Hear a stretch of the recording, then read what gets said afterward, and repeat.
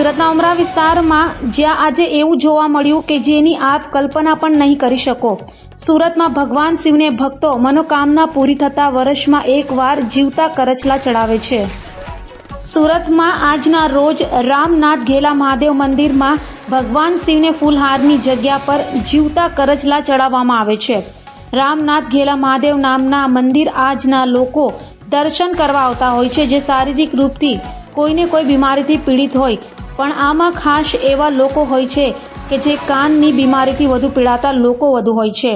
આજના દિવસે શિવલિંગ પર કરચલા એવા લોકો ચડાવતા હોય છે જેમની મનોકામના પૂરી થઈ હોય, અને કેટલાક ભક્તો ભગવાન પાસે પોતાની મનોકામના પૂરી થાય તેની મન્નત માંગવા આવતા હોય છે।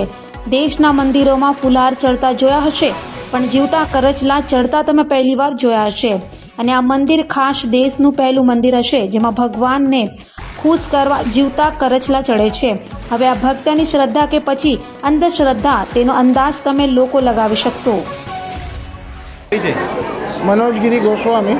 આજે સાલગીરી છે મંદિરની, કઈ પ્રકારનો માહોલ છે અને શું માન્યતા છે મંદિરની?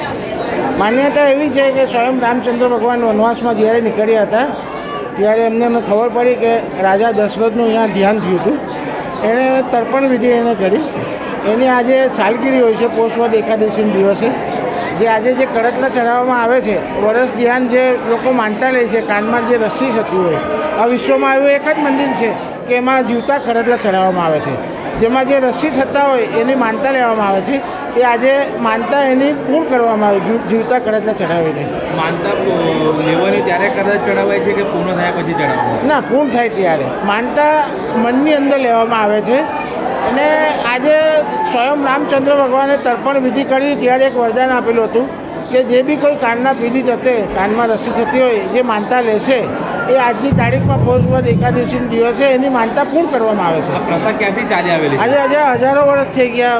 જ્યારે રામ વનવાસમાં જ્યારે નીકળ્યા હતા ત્યારે રામચંદ્ર ભગવાને તીર મારીને પ્રગટ કર્યું, જ્યારે આજે રામચંદ્ર ભગવાને તર્પણ વિધિ કરી રાજા દશરથની, ત્યારથી આ પ્રથા ચાલી આવી હતી। મંદિરમાં ભક્તોનો કેવો ઘસારો છે આજે હજારોની સંખ્યામાં લોકો માનતા, આસ્થા અને જે કરચલાની જે માનતા છે, કેમ કે વિશ્વમાં એક જ એવું મંદિર છે કે જીવ જેવું વસ્તુ ચડે છે અહીંયા। શું મેસેજ આપતો ભક્તોને આજના દિવસે, પાવન દિવસે? જે લોકો ભક્તોની જે મનોકામના પૂર્ણ થતી હોય તો જ ભક્તો લોકો આવતા હોય।